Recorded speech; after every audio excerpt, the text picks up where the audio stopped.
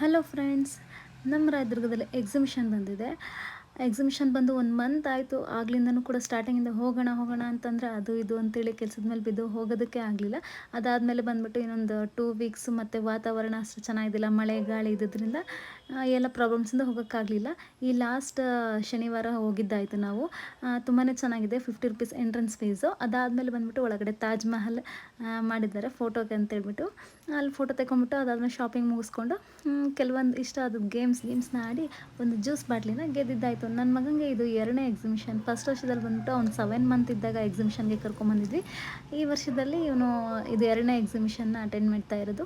ನನ್ನ ಮಗನಿಗೆ ಇಷ್ಟ ಅಂತ ಹೇಳಿಬಿಟ್ಟು ಒಂದು ಡ್ರ್ಯಾಗನ್ ರೈಲ್ನ ಆಟ ಆಡಿದ್ದಾಯಿತು. ಅದಾದಮೇಲೆ ಬಂದುಬಿಟ್ಟು ನಾವಂತೂ ಜಾಯಿಂಟ್ ವೀಲು ಮತ್ತು ನನಗೆ ಇಷ್ಟವಾದಂತಹ ಬ್ರೇಕ್ ಡ್ಯಾನ್ಸ್ನ ಆಡಿದ್ದಾಯಿತು. ಆ ಒಂದು ಗೇಮ್ಸ್ ಆಡೋವಾಗ ಟರ್ನಿಂಗಲ್ಲಾಗಲಿ ಮೇಲೆ ಹೋಗೋವಾಗಲಿ ಎಷ್ಟೇ ಭಯ ಆದರೂ ಅದರಲ್ಲೂ ಏನೋ ಒಂಥರ ಮಜಾ ಇರುತ್ತೆ ಅಲ್ವಾ. ಇದು ನೋಡಿ ನಮ್ಮ ರಾಯದುರ್ಗದಲ್ಲಿ ಬಂದಂತಹ ಎಕ್ಸಿಬಿಷನ್. ನನಗಂತೂ ಎಕ್ಸಿಬಿಷನಲ್ಲಿ ಬ್ರೇಕ್ ಡ್ಯಾನ್ಸ್ ಅಂದರೆ ತುಂಬ ಇಷ್ಟ. ನಿಮಗೆ ಎಕ್ಸಿಬಿಷನಲ್ಲಿ ಯಾವ ಗೇಮ್ ಇಷ್ಟ ಅಂತೇಳಿ ಕಾಮೆಂಟ್ ಮಾಡಿ ಅಂತ ಹೇಳ್ತಾ ಮುಂದಿನ ವಿಡಿಯೋದಲ್ಲಿ ಮತ್ತೆ ಭೇಟಿ